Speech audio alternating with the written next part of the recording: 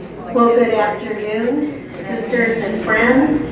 We welcome all of you who have come to listen to our sister. We are truly grateful that Sister Luma is with us today to once again bring us into a world that at times seems very far away, and yet is extremely close to our heart. And so we're just going to give Luma the time to update us, to help us recognize that we are all in this together. Our family in Iraq is as close as our prayers and our hearts, and we are truly grateful for your presence with us. So, Sister Luma.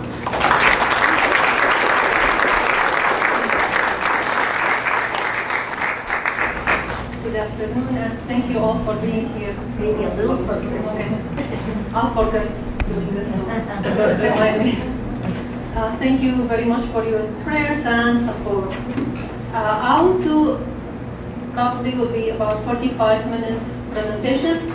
There's no way I'll answer all the questions during the presentation, but after presentation we'll have some time for questions, so please feel free to ask. I chose a title, Christians in Iraq Between Conflict and Hope. Probably we'll see a lot of conflict, but hopefully there will be a little hope at the end. So this was the sign that was put on Christians' houses, especially in Mosul. It's a letter Nun in Arabic for Nasara, Arabic word for Christians. And you probably saw it on TV or the newspaper in 2014. Sorry. And it says in Arabic, property of the Islamic State. So every Christian house, every Christian property was signed with this sign, with the sign on it says, property of the Islamic State. So some numbers to help us understand the situation of Christians in Iraq. In Iraq, Christians numbered about 1.5 million in 2013. That is just over 6% of the population of the country, which is 33 million. After the 2003 war, it was estimated that the number of the Christians dropped to as low as less than 500,000, 450,000. Today, estimates is as low as 200, and some people think even this is a little optimistic. So the numbers keep going down. And that was because of the ISIS, of course, because in 2014, in June, end of June, Christians in Mosul had to leave completely, and they left with nothing. So they left to Christian towns, and then a month and a half later, on August 6, 2014, the Christians in the villages and cities had to leave also, and everyone left to Kurdistan of Iraq, which is a little safer. So, and these are the cities and towns that people had to leave because of ISIS advance. Mosul, Karakush, Karables, Bartilla, Tahshiqa, Telkef, Telesqof, Batnai. And each of these towns we had at least a convent and at least a preschool. So, the number of the sisters, the total number that left on August 8 was 45 sisters, not counting the sisters that already had left the night before. So on August 7 in Ankawa, there were 74 of us. Why did they leave? That's the question that I'm often asked. Why did Christians leave? So ISIS gave the Christians three choices when they captured Mosul and the plain of Nineveh. All these small Christian towns that I named earlier, they are part of Nineveh plain, we call it. So they were given three options. One was to convert to Islam. Second was to pay protection money called jizya, which is like monthly tax, or be killed. So none of these options looked good to any Christian, so they chose to leave. Therefore, people left their towns and homes, leaving everything behind. Christians in Mosul left in July, and Christians in Nineveh Plain left on the 6th and 7th of August of 2014. ISIS took possessions of Christians' belongings, including money, personal documents, passports, cars, and all valuable items. There were some Christians, when they were leaving Mosul, even their medication was taken from them. And they had to leave the cars on the road and just go on foot to the Christian towns. So they did not, first they were told that they had 3 days to leave, but then when they started leaving, they realized that they were stripped out of everything except what they were wearing. So these pictures were taken on the night of the 6th of August when we left. In Karakush, my community was among the last ones to leave the town. So we left around midnight. It was about quarter to 12 o'clock when we left. And we decided to go to Erbil, which was the closest Kurdistan city to go. And it's usually an hour to an hour and 15 minutes drive.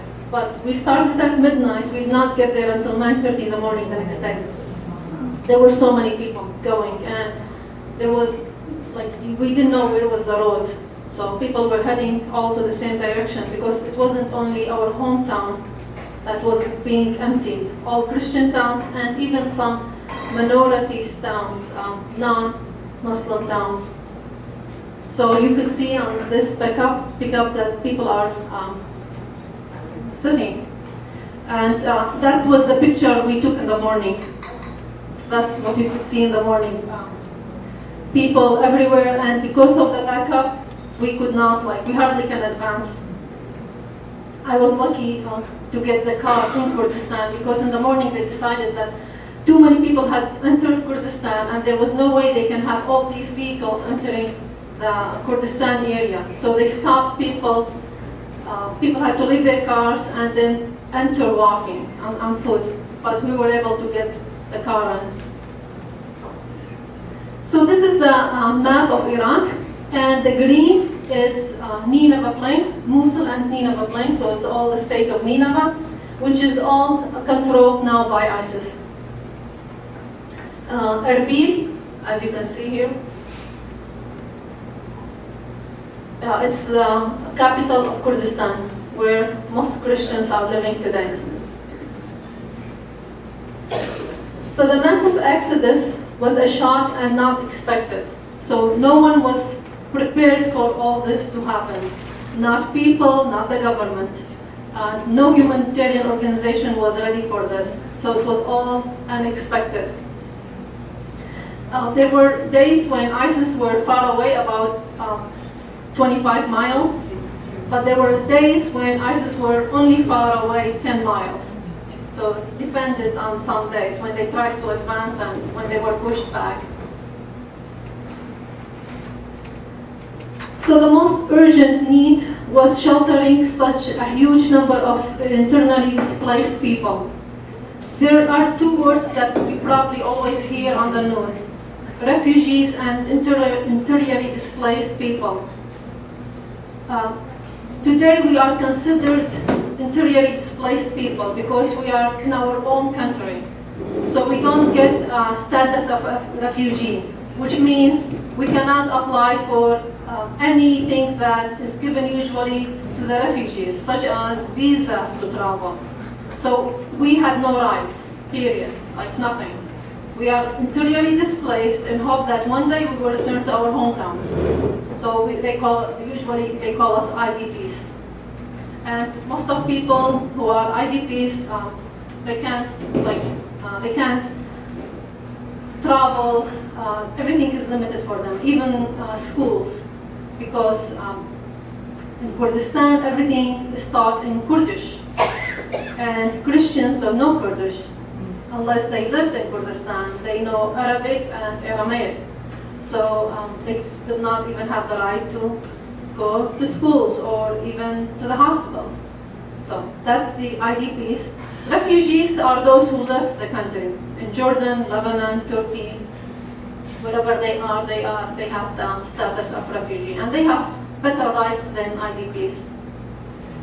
So the first problem we faced was sheltering, because the morning we got to Kurdistan, people had no place to go. They were in parks, churches, on the streets, sleeping on the streets, so there was no place for Christians. So it was to think of where to put all these people. And in the beginning, because I said earlier, no one was expecting this, so the government had nothing, no plan.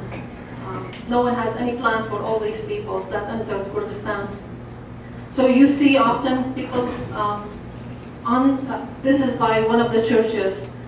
Probably there are I think some pictures that were taken in our convent, because we had so many people who just decided that they would put a tent in the garden at the convent, and it was fine. So they stayed there for a couple of weeks.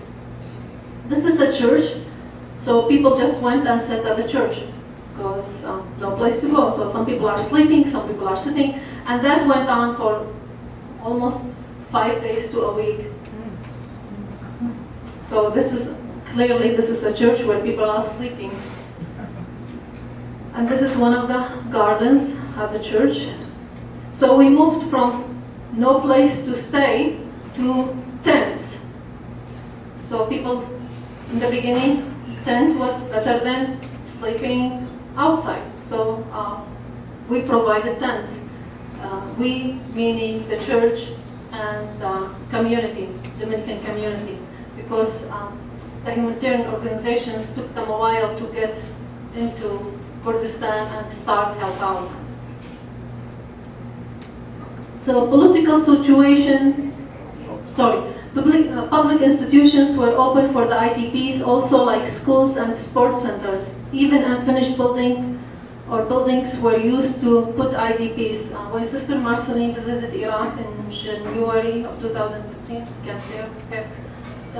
we visited a couple of unfinished buildings, and they are still there. People are still in these two unfinished buildings, because there's still no place for them to go. So they had put some plastic dividers between, made them like rooms, and people are staying in them now almost 2 years.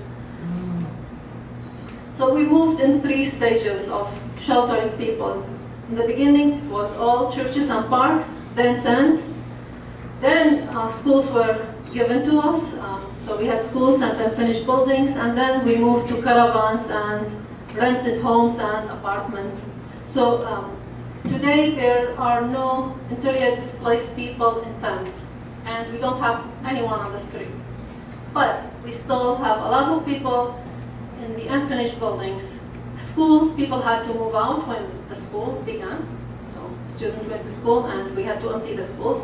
So today we have unfinished buildings, we have people in caravans, and we have people who just could not do the camp things, so they just rented homes and they are living in it. And the church tried, of course, to help everyone. This is a picture was taken in one of the first unfinished building. It's not clear, and it's not because of the camera. It's not clear because of the dust that was inside. So the blue dividers are considered to be rooms. So there were some sick people, some newly born children, and all kinds of people in these unfinished buildings. But they were better than being outside in the park. So people chose to stay in these unfinished buildings. And that went on until maybe until spring of last year. So people stayed in these unfinished buildings. Then we moved to these caravans. They are prefabricated material, made of prefabricated material. They are extremely cold in winter and extremely hot in the summer. We had about 15 of them in our yard at the convent, because the convent we moved to was not enough for all of us. So we had to put these containers and we lived in them. I lived in one of them until January of the past year. It's better than being outside. So it's not very healthy, but not too bad either. So for Now each one is about 7 feet, and one room was given to a whole family. So you can imagine how crowded the place is. Some of them had shower, bathroom, and others were only one container, and then facilities were outside camp facilities. This is a picture of quite a few of the caravans, one next to each other, one next to each other. So no privacy at all.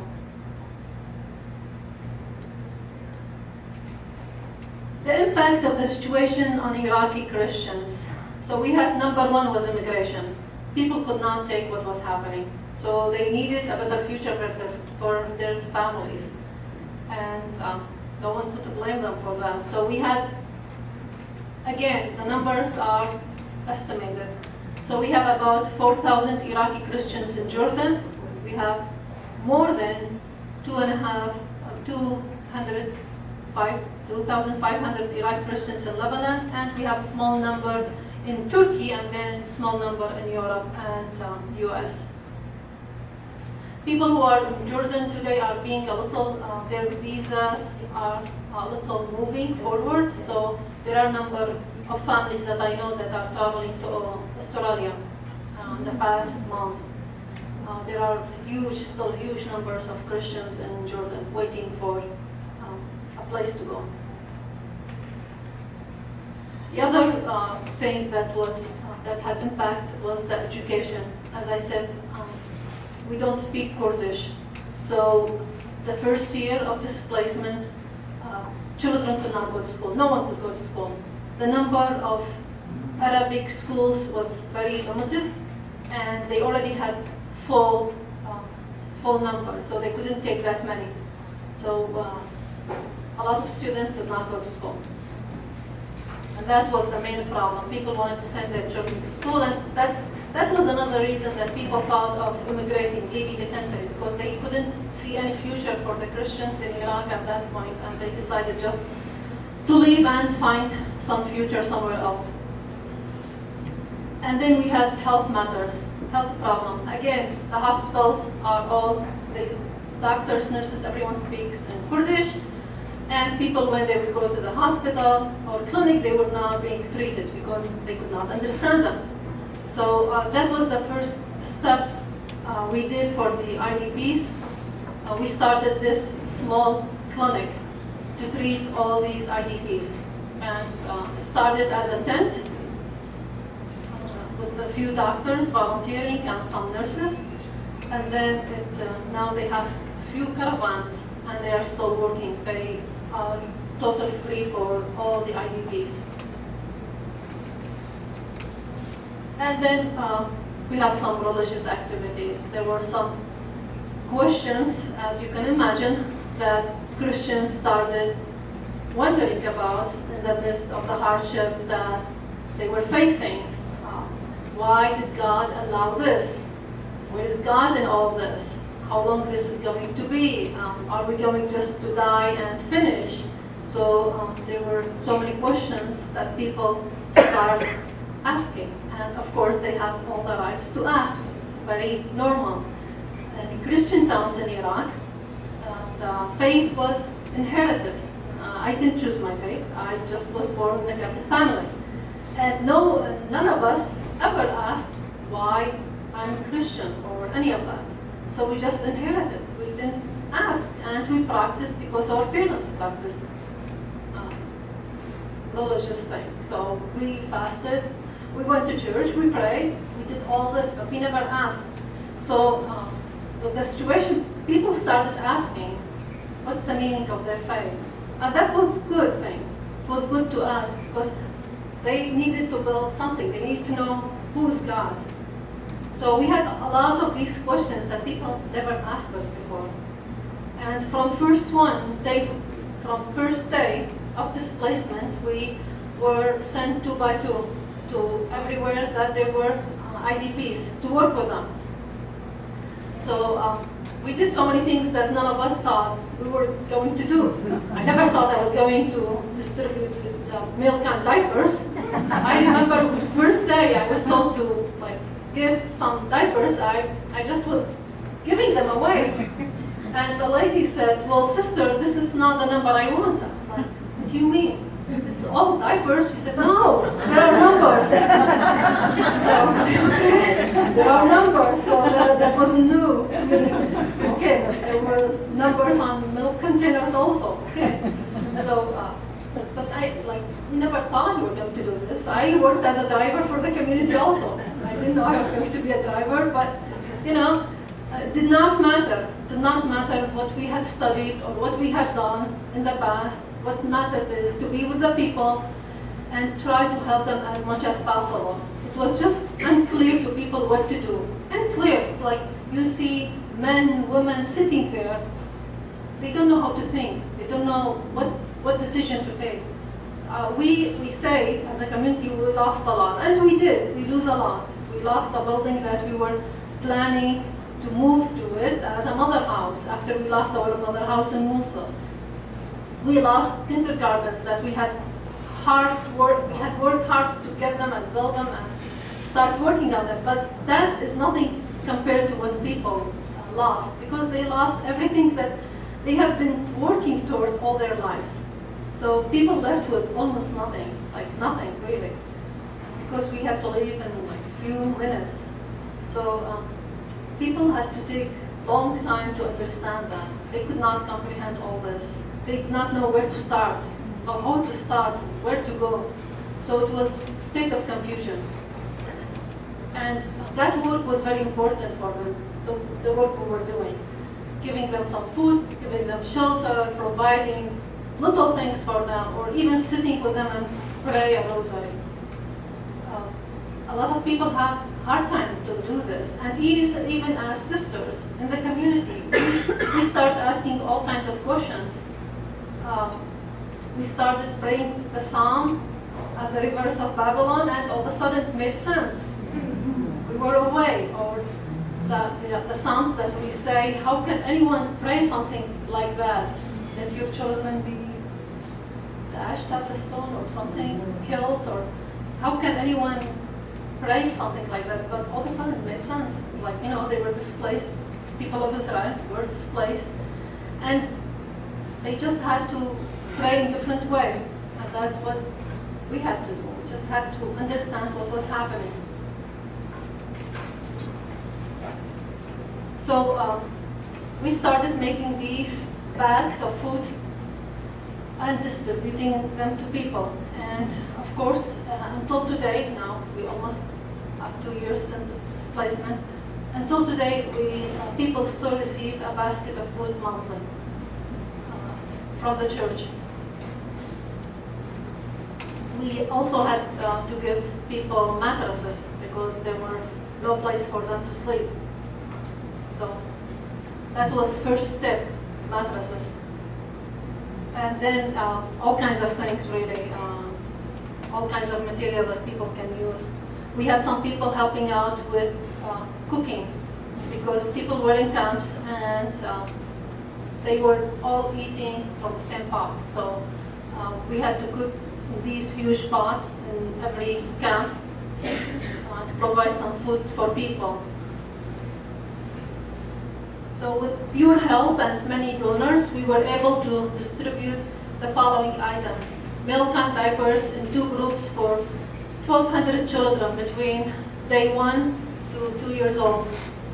1,000 of blankets, 1,000 mattresses, almost 6,000 air coolers, 200 refrigerators, 400 water coolers, 25,000 towels, 10,000 items of shampoo and soap, indoor clothes for winter and summer, 4,000 items, and then we provided chairs for mass for people to sit, and also rented places for kindergarten.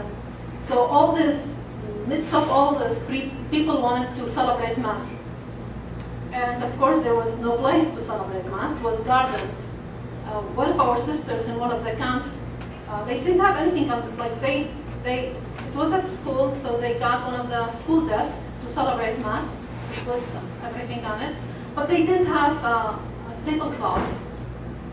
So one of our sisters just took her part of her habit and put it on it, and they celebrated Mass. So, but we have other places where it had nothing. So first step was to find places to do church. So we had tent church, like a tent, but it's a big tent, so we put chairs in it, and there was a place for people to celebrate Mass. We still have tent church.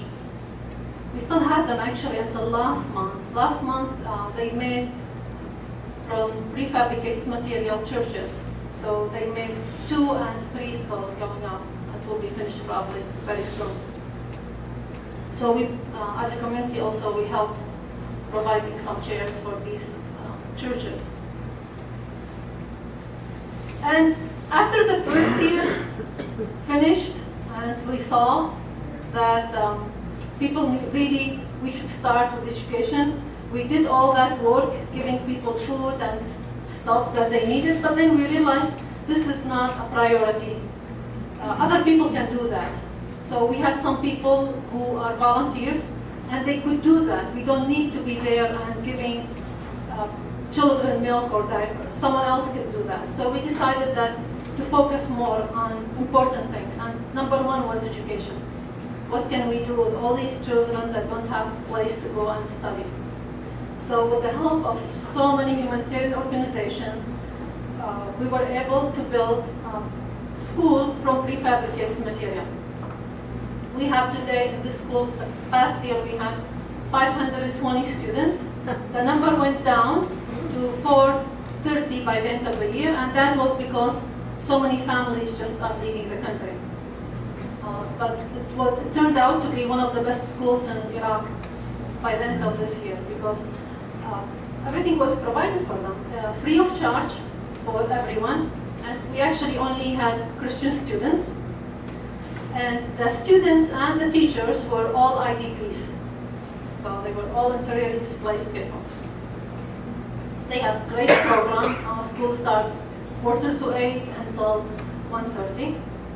And it's really nice to be there, to see children playing and smiling and studying. The curriculum that they are using is with agreement with the central government, so if it ever happens that we go back home, they will be just in the right grade, so they won't miss any study years. So this picture is taken at the school. And so because it's totally free, we also provided the students with everything. So pencils, bags, everything. So a Christmas gift was backpacks for them. So everyone got a Christmas gift, and some people donated the money to get it. For some of you who know, this is Sister Huda. She's the principal there. Yes. She retired from public school, and then she's now principal at her school. This is a good picture of the school. So it has a lot of classrooms. The school is used during the week, for Saturday, then Monday through Thursday. On Fridays, the school is used for the First Communion children, all Christian children in Erbil. And we have about 500 children. We had 500 celebrated First Communion last year, and we have 500 this year also. The first group was about 150 celebrated yesterday, the First Communion, and then they had divided them to small groups to celebrate. But they all were taught together at the school. They had classes from 8:30 to 11:30 on Fridays. And also our sisters and with some volunteers helped out with the school with teaching the students for First Communion. This is a picture in the classroom.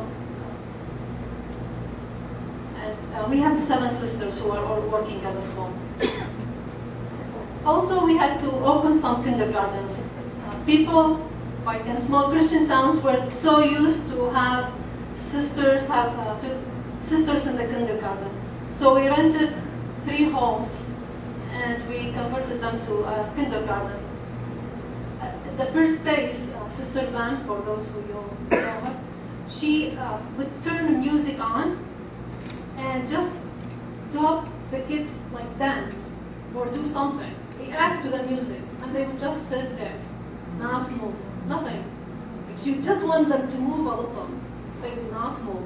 They just did not feel like dancing or smiling or any of that. It took a while until they got them dance. So we had a couple sisters who would go weekly and try to make these kids move. I think the sisters enjoyed it more.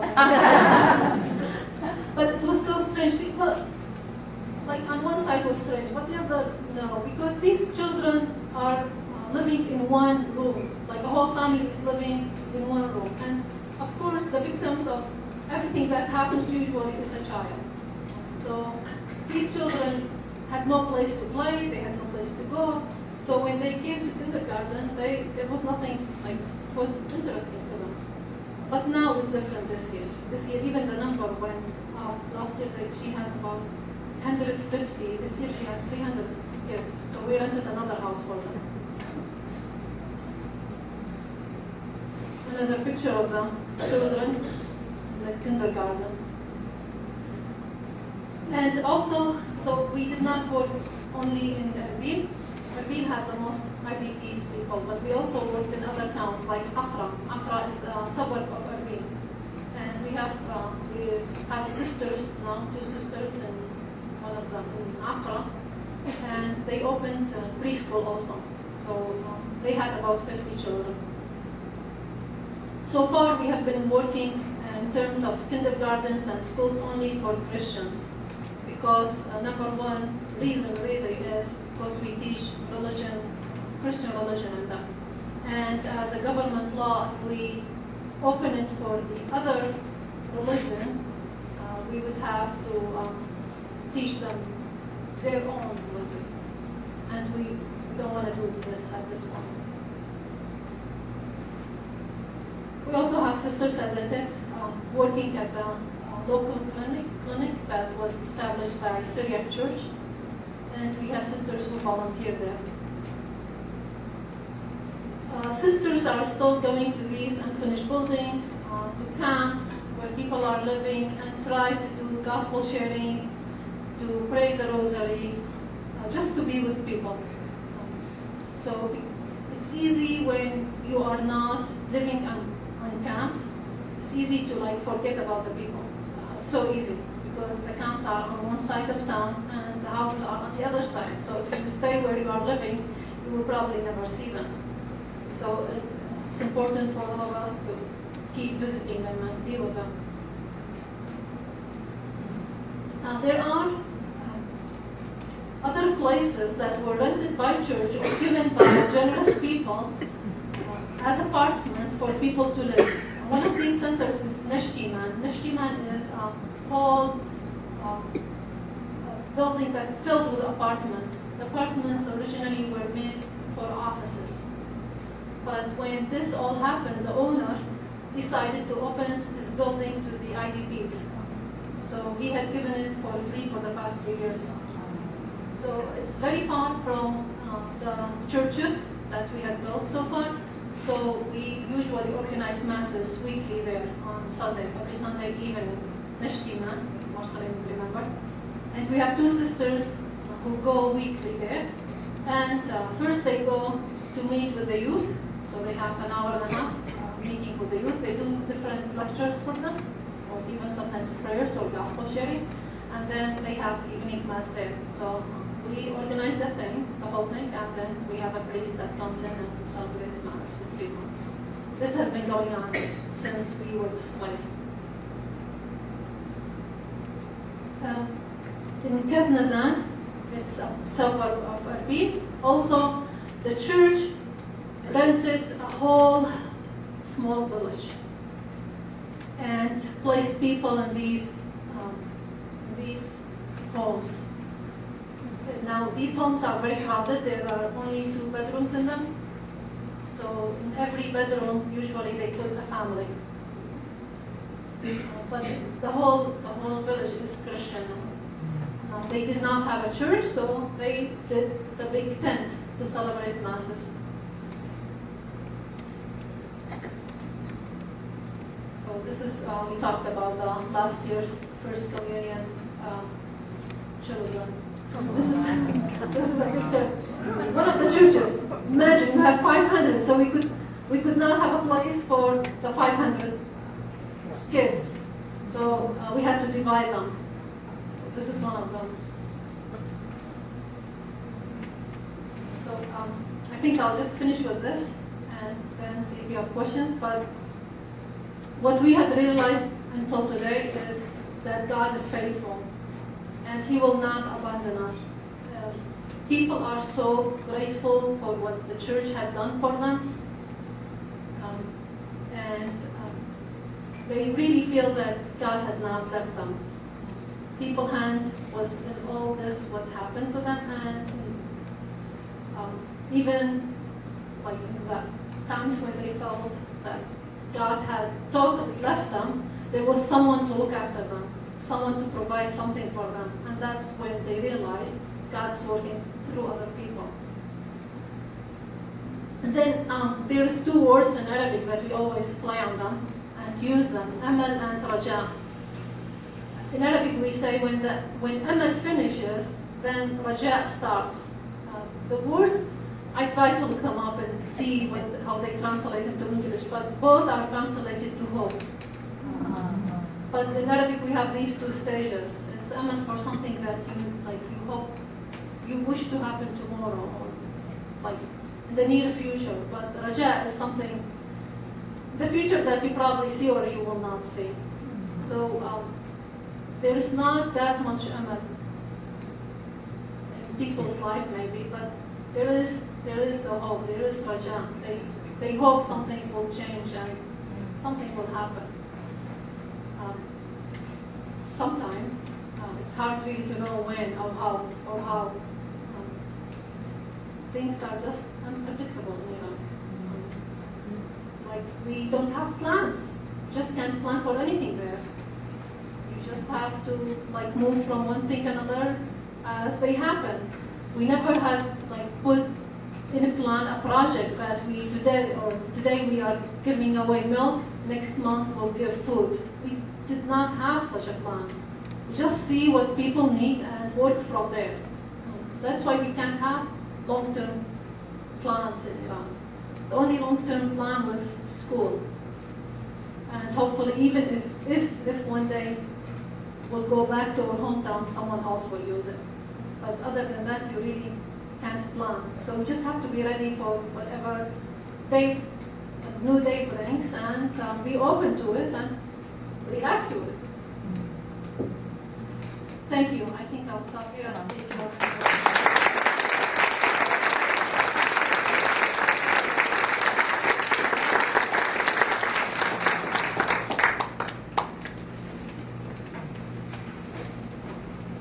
Luma, if there are questions, I'll carry the mic to them.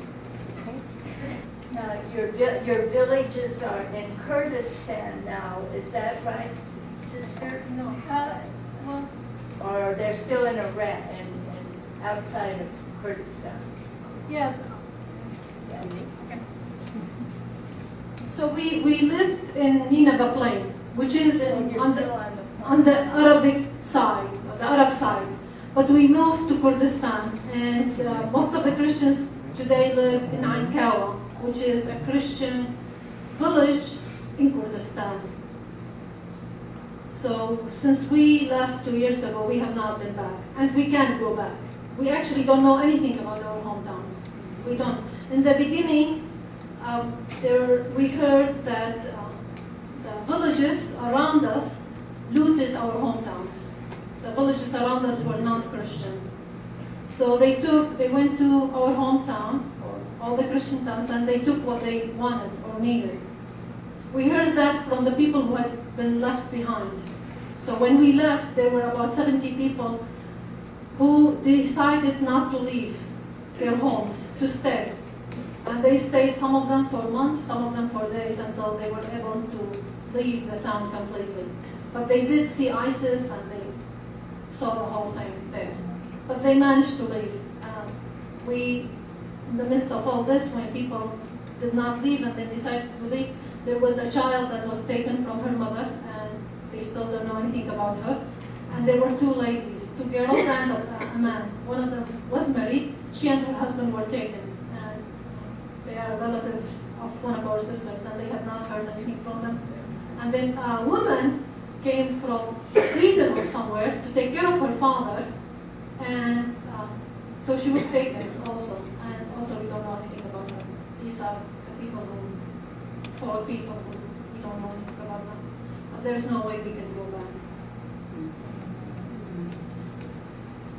Is Kurdistan giving freedom of religion? Yes. They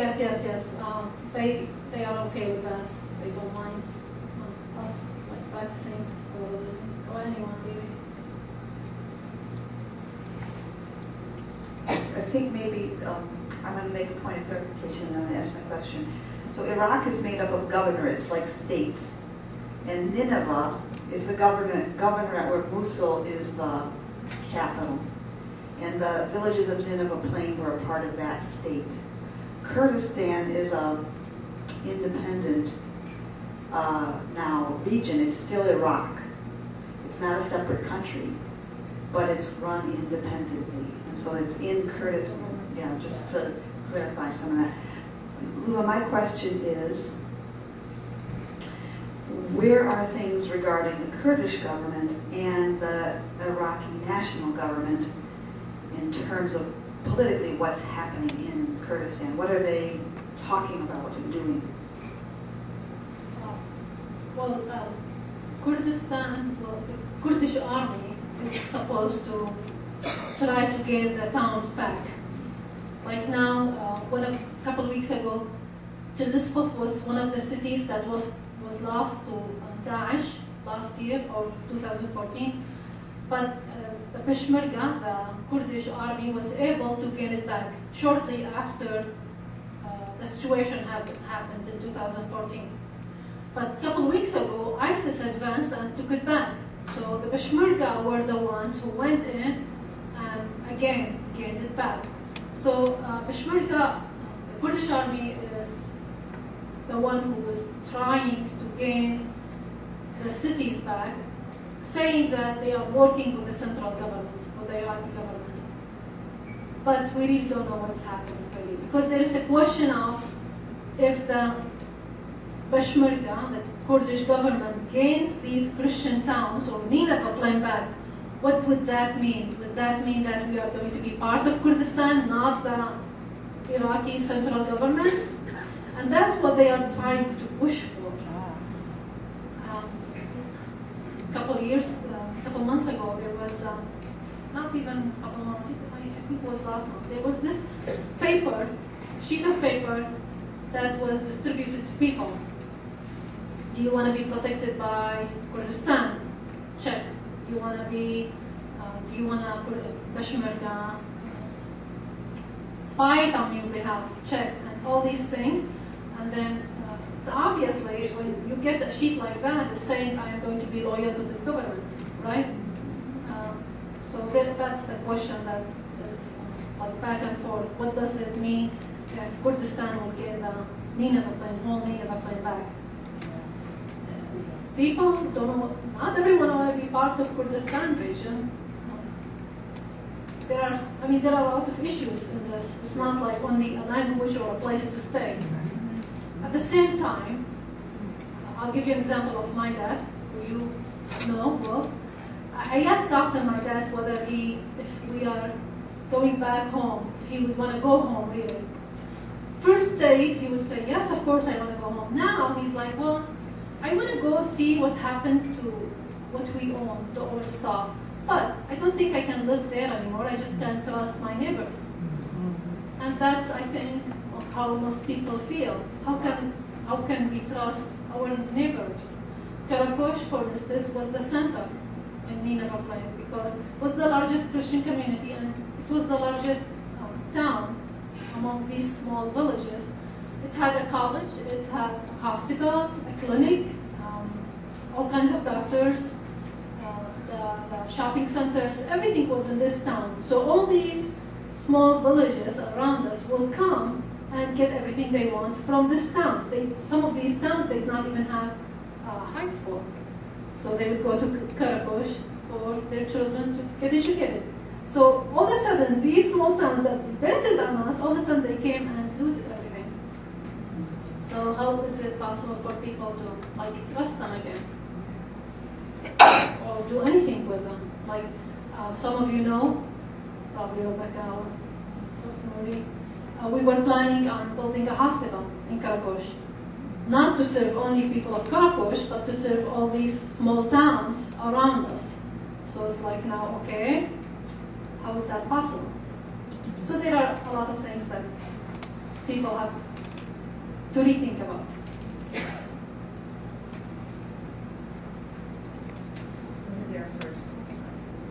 I'm wondering what things you did as sisters together to help yourselves be able to handle the pain, the suffering of others. Yeah, first days we did not have a place to stay.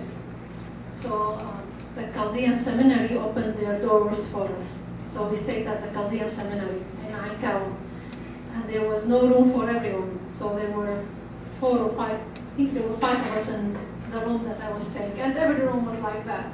And of course we would leave in the morning to work at 8 o'clock after prayers and mass. And would come back evening, 8 o'clock in the evening for prayers, and then eat and sit together a little and go to sleep. So Sister Maria was like, we did that for almost a week, and then she was like, that's enough, we're not doing this. You need to come home for lunch and rest. So everyone, whether we wanted or not, we were supposed to go home, to go to the seminary. So we go to seminary, eat, rest for a while, and then we'll go back to work. In the evening, every day, we were you felt like we were in a dream. We were living in a dream. It was not real. We hardly could comprehend what was happening, but we knew we had to work. We knew we had to be with the people. So we did that. In the evening, we would sit every day together and just say what we had experienced, what we saw, where did we find that there was more need, or we could push more there. So we did that every single night. We talked to each other. Sister Maria would always try to get us something sweet. I don't know, once in a while ice cream or something, just to make us think of out of that what we had seen all day, just to make us say, okay, life continue. We just have to think in different directions. And she was so good. She was the right person for all this that happened. So that helped a lot. We had time. In the room where I was staying, once in a while, we just, after the complaint about what's happening and no one is taking care of people and all this, we would pray together. And I had one of the sisters, she was like, I can't pray. I'm like, okay, just stay there, sit there, don't pray. It's fine, don't pray. Don't pray. And that was fine, that was fine. Everyone had questions and they needed time to observe all that was happening. Things then changed after we were all moved to the convent, when they gave us these little rooms, shipping containers or caravans to stay in. We were more as a community, prayed all together, ate together, and tried to do our normal life, be as a convent again. And that helped. Last year, we were grateful that with the help of some donors, some of our sisters were able to go to Lebanon and stay in our orphanage for 2 weeks. Orphanage is usually empty in the summer. Stay for 2 weeks and just change a little. So that helped them too.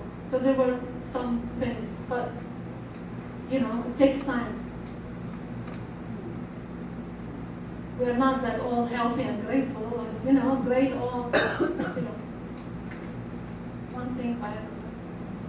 Luma, it might help me, because I remember when you talked about Karakosh, is even telling us the population of it. When you see a village, we tend to think small, and it wasn't small. And then the second thing I'd like to ask you to share is about your sisters in Baghdad and what's happening with them, because it's not good there either. So Karakosh, when I said it was a big town, it was about 50 to 55,000 people. So, all this number had to leave in one night. So imagine those. About the sisters in Baghdad, we are still in Baghdad. we have maternity hospital, about 30 beds, and we have a high school. Sisters are still working there, but this spring it was very hard on them because there were so many explosions and so many threats. So there were days when the hospital was totally closed. They didn't receive anyone and they just stayed home. The school managed to continue, but when the government closed the schools, they were also closed. It's not very safe,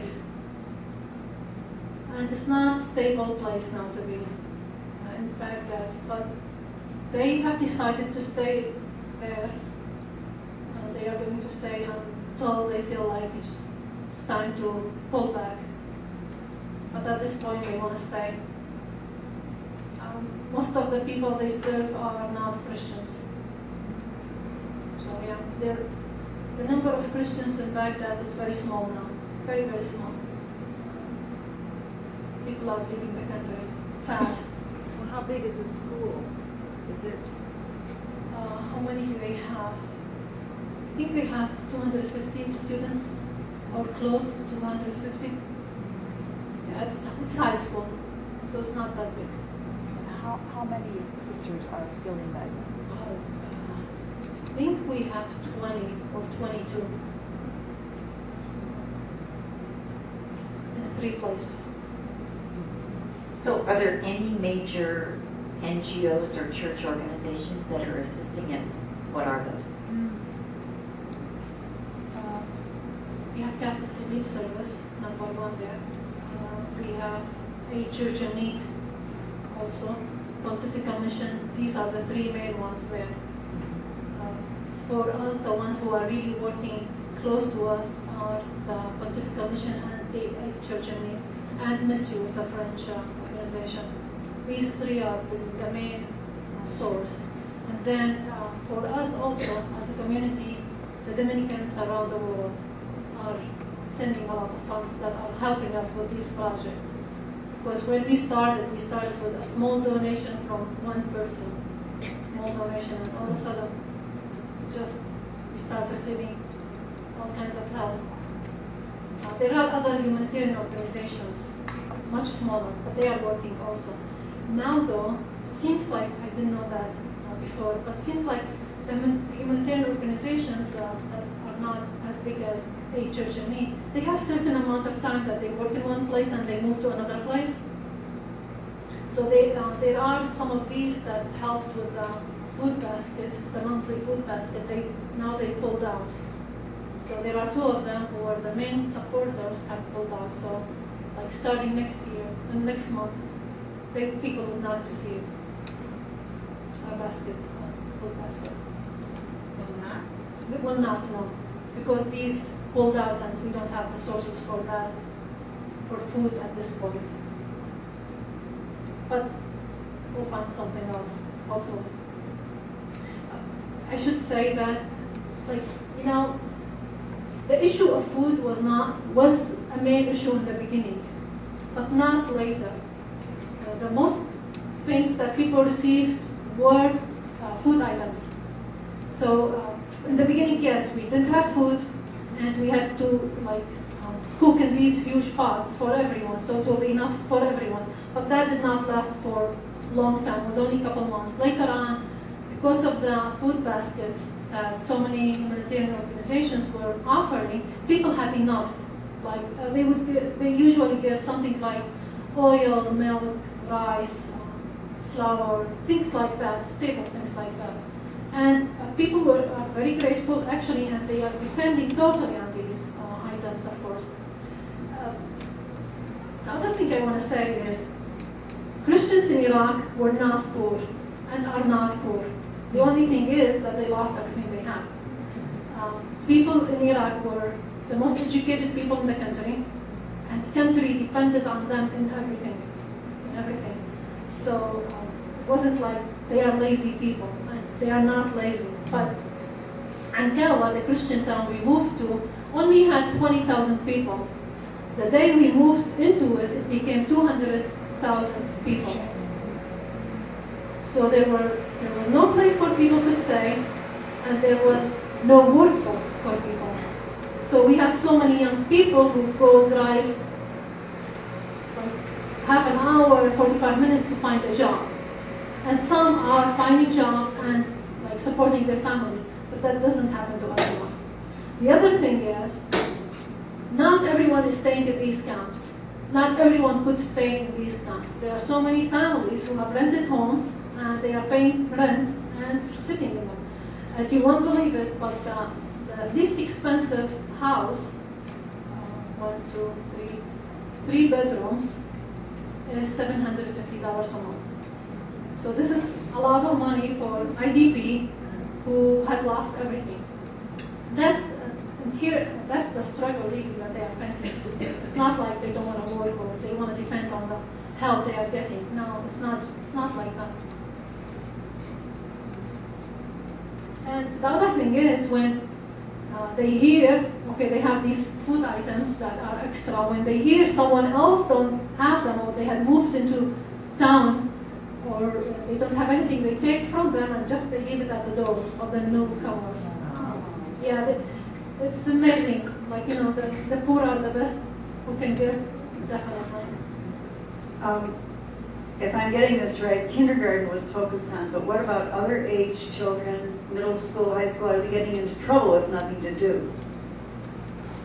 This year, no. This year, after we opened the primary school and the kindergarten, the central government, we worked with the central government. Now, we work means the church, the sisters, because really, no one really cares about the IDP people. So we managed to get paper worked out with the local schools. So the local schools teach from, let's say, from 8 to 1, and the Arab schools start at 1 to 5 or whatever. Some schools, they only have 3 days a week because there's no place for them. In the afternoon, they go for a few hours.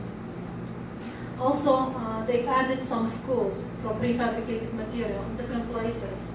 And like the school that was in Karakosh just moved it, the whole staff and faculty to this new place, and they are working there. It's very crowded, but at least they are keeping up with education. Also the same thing with colleges. Like the church had a building, one Syriac church had a building that was made from prefabricated material also. They opened it for college for only few subjects. The rest of the students have to go all the way to Kirkuk. So we have 2 sisters in the community who were in University of Mosul studying. They go 3 times a week to Kirkuk, about an hour and a half to 2 hours drive.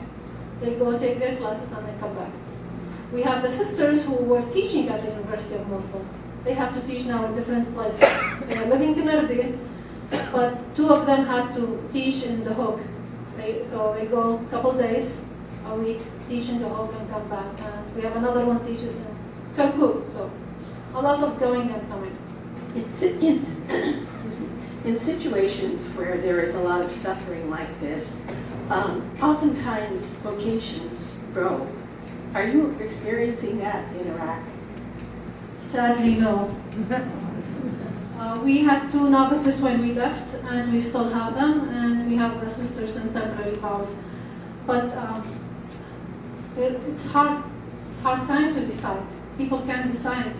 Plus, there are a lot of families who are leaving. So a young woman doesn't want to take a decision and stay behind. So we don't have vocations. Not in my community or any community. Everyone is suffering from this.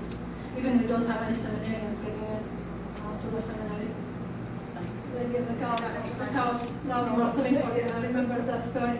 So when we were told that people from around us looted our homes, we couldn't believe it. It just was hard to believe that you would get to someone else's house and take what you want.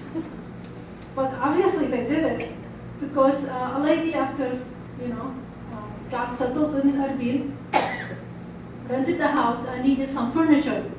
So she went to the used store to get some couches. And she saw that couch that just looked like the one she had at home. And she went to the seller and she told him that she wanted to buy that couch. And he said, well, it's a little expensive. She said, well, I know it's expensive, but I'll take it. He said, well, I don't know what he said. Anyways, she decided to take it.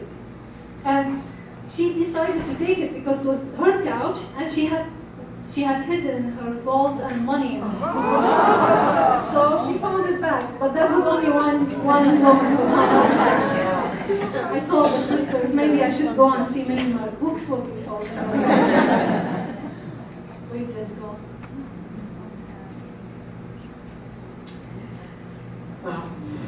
Luma, thank you very much. Thank you for continuing to be the face of Christ for all of us.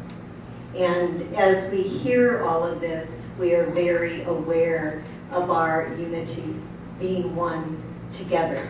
And as you suffer, we suffer. And as you hope, we hope with you. So this relationship continues and it deepens.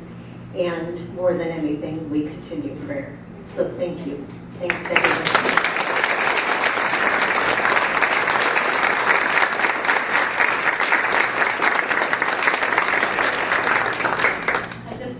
Thank you very much for your prayers, for the emails, and many of you here, I think you have donated some money for the community or to help the IDPs. So thank you very much, and we always pray for you all. Thank you.